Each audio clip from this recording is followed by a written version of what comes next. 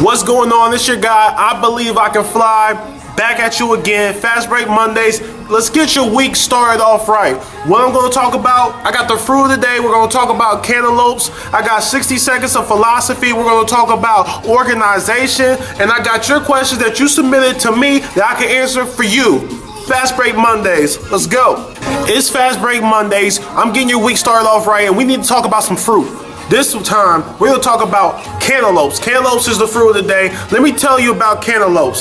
So, one thing I like about cantaloupes is a lot of times if you go to somewhere to get your fruit, you go to Walmart, Kroger, Meijer, anything like that, they have mixed fruit. And a lot of times they throw some cantaloupe in there. And let me tell you what you get with that cantaloupe. Whether you get it in mixed fruit or you actually get it separate by itself, you're going to get antioxidants. You know I love them. And it's going to be an anti-inflammatory. That's going to be very helpful during this winter season where you're sneezing, coughing, stuff like that. Anti-inflammatories are going to have the same effect as an ibuprofen or some type of medicine that you're going to take to try to fight off headaches, sneezing, stuff like that. It's going to be a natural way to combat that. Also has higher water content, which is going to help with hydration. It's going to help with your complexion, keep your skin looking nice and beautiful. You know, I'll try to do a little something sometimes. It's going to help with your heart and your blood pressure. Get your heart doing what it needs to do the right way. It's going to be an energy booster, and it's high in vitamin C. A lot of great benefits of cantaloupe. Make sure you include cantaloupes in your daily diet. Whether you do it once a week, twice a week, however you want to do it, throw some cantaloupes in there. 60 seconds of philosophy, and what I want to talk to you about today is organization.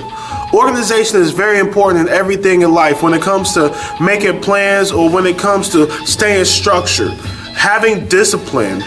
A lot of times people are cheating on their diets because they don't have organization for their day. When you think about what you're going to eat, you should already have in your mind, okay, I'm going to eat around this time, and that time. Because when you don't, that's when you eat too early.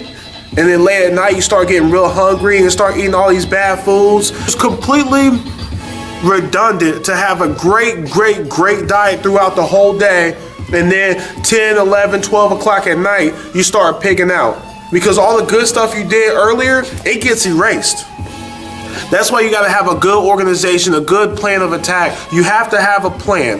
You have to know, okay, I'm going to eat this time, and this time. I know how my body reacts, and I know I won't be hungry before I go to bed.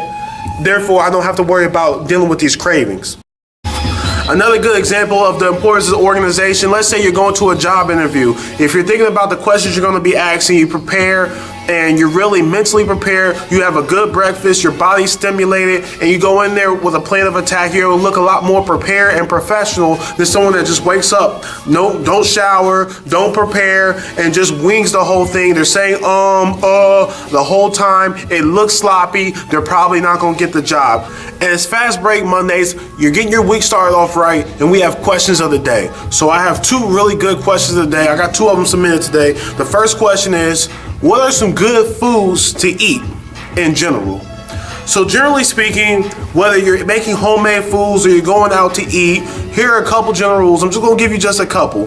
When it comes to meats, try to avoid things like pepperoni and beef. Try to avoid those and try to lean towards things like chicken, steak, or even better than both of those, turkey. Also, another thing, make sure you're doing brown rice over white rice. Make sure you're drinking a lot of water. Try to avoid drinking any calories at all. Try to stick to the waters and the green teas and things of that nature. Avoid the pops and the sports drinks and the orange juices. And the second question of the day, the only reason why I did two questions instead of my normal three is this is a two-part question. So I want to make sure that I attack both parts of it. So I'm going to count it as two different questions. The way the question goes is, do you prefer being chased or doing the chasing? As a man, I prefer to chase. When I was younger, I preferred to be chased. Back then, I was doing music, I was traveling, I was doing a lot of different things. People were hitting me up, people that I didn't even know. Listening to my music, fans of my music, wanting to hang out, wanting to talk to me. I'm getting a lot of different attention from all over. And I like the fact that someone was taking the time to see what I'm interested in, seeing what I'm doing, and pursue me because I was so busy. I had so much on my plate. As an older man, I know what I want now, and I really don't want someone to chase me because I know what I want. Back then, I didn't know what I wanted, so I kind of wanted people to chase me. I kind of see what I can get. Okay, you got this, you got this, you got this. Okay, that's cool, I'm gonna go with you. But now I know what I want, so I can go out there and I can go after it. If I want A, B, and C, then I'm gonna go after A, B, and C. I don't have to worry about someone coming to me and just hoping and praying that they're just gonna be the perfect fit for me. No, I'm gonna go out and get what I want. The thrill of the chase is awesome, knowing that you went out and you got it. Something about that is very satisfying for a man. So we definitely like to do that. And the second part of the question is, how long should you chase? And for me, I don't think there's a time limit on it.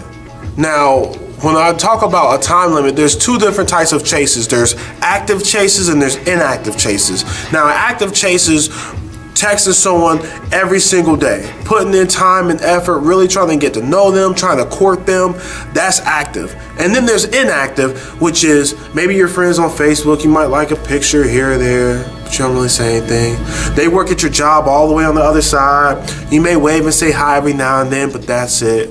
If it's inactive, I don't think it has a time limit, because you're not actively pursuing it. The timing could be bad. You might be talking to someone, they might be talking to someone, you don't know.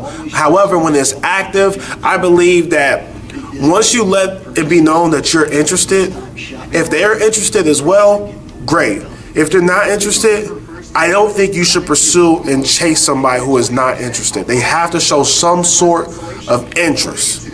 And at that point, if they're showing interest, there is no time limit, because you both want the same things. You just have to find a way to make it work. Fastbreak Mondays, we talked about the fruit of the day. I talked about 60 seconds of philosophy, and I answered your question. I'm going to be right back on Wednesday. I'm going to let you know the workout of the day, an office workout, the quote of the day, and also my attack against fast food. You have to wait and see who I'm going to talk about.